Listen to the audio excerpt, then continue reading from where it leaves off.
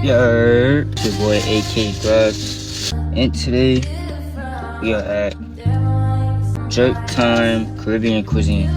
If you watched yesterday's video, you know that I was supposed to review this yesterday. Well, not yesterday, about 3 days ago, but we are here.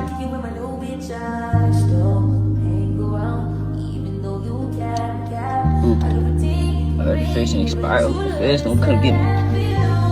Okay, we got the oxtails with supposedly be white rice and mac and cheese. I heard some good things about this spot, so I'm really excited because I love my oxtails. I really love Jamaican food. Jamaican food is probably like my top 3 kosher foods that I really love to eat, so I'm ready to dig into this.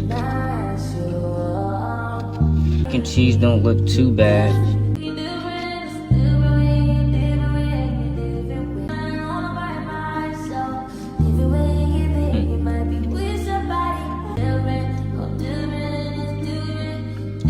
Not a fan of the mac and cheese.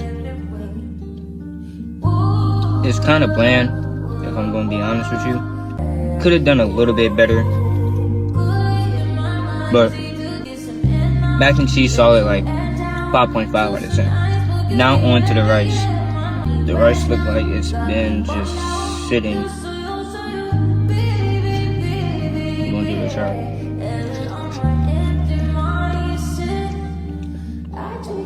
I mean, it's rice. You can't really fuck up on rice, bro. Could be better. Could use a little bit more razzle dazzle to it, but it does have what that seems to be onions, green beans, peas, corn, and I think that's about it inside the rice. What I've been waiting for. And the oxtail, man. Gotta roll the sleeves up for this. It's a pretty good fatty piece. Let's give it a shot.